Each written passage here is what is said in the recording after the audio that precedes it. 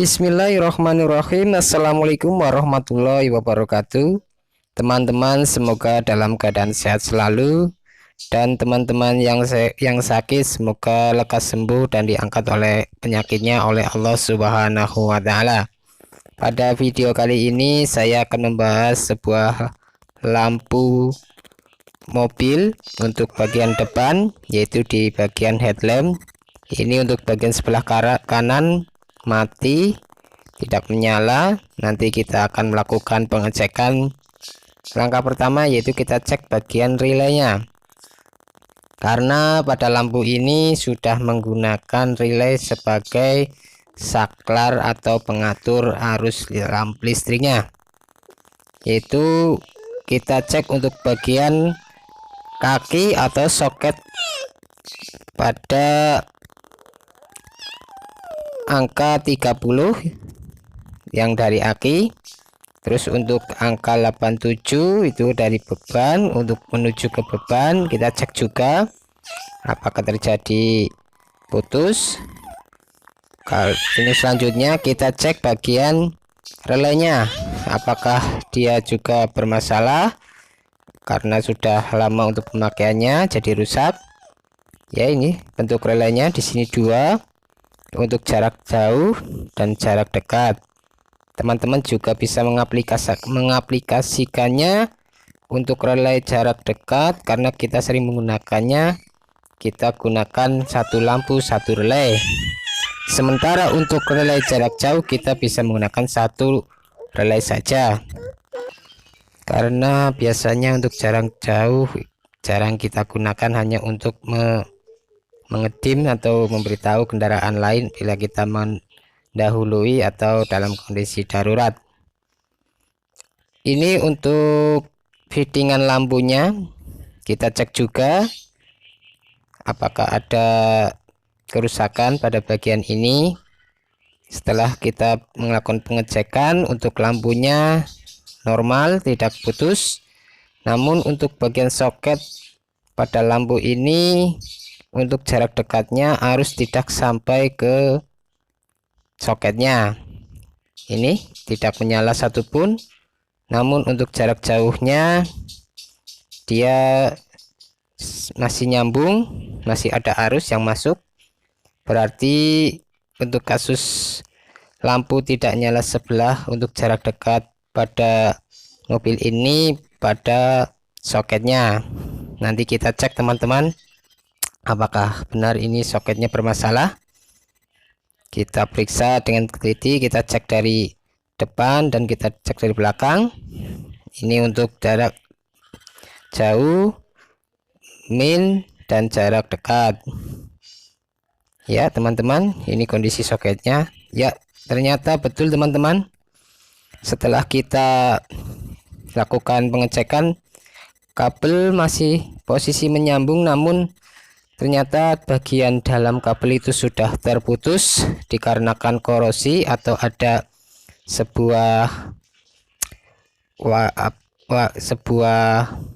kotoran berwarna putih atau residu yang menyebabkan tidak terkoneksinya kabel tersebut.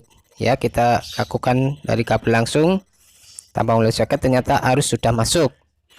Nah, untuk langkah berikutnya kita akan melakukan penggantian pada sekunnya saja teman-teman.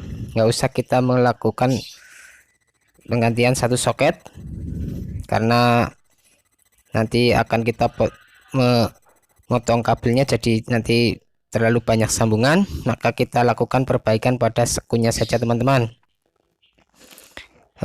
Kita sambung kembali untuk bagian sekun. Untuk lampu jarak dekatnya kita rapikan dulu, kita kupas bagian ujung kabelnya, nanti kita sambungkan ke sekun. Alangkah lebih baiknya kita ganti sekun yang baru. Namun karena ini dalam perbaikan, kondisi waktu masih pagi, belum ada bengkel yang buka, untuk sementara waktu kita sambungkan langsung saja dengan sekun yang sudah ada. Ya teman-teman, kita sambung ujung kabel dengan sekun. kita lilitkan pada bagian sekunya. Jangan lupa kita jepitkan sehingga kuat, karena ini untuk mengaliri arus dari relay kaki 87 masuk ke lampu. Kita kencangkan teman-teman.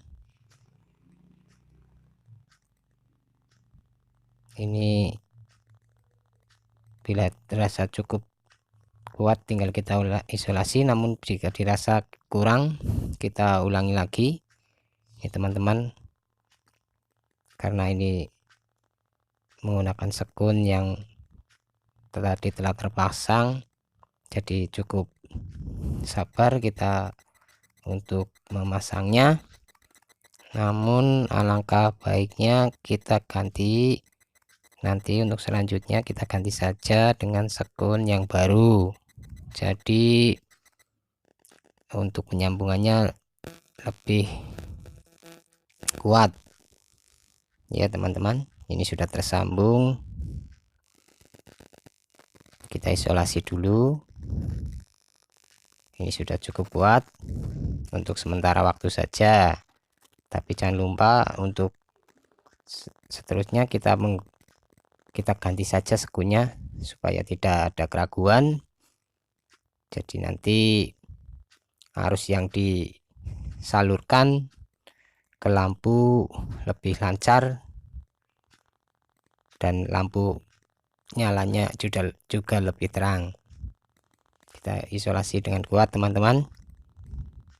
Ini cukup mudah untuk penyambungannya.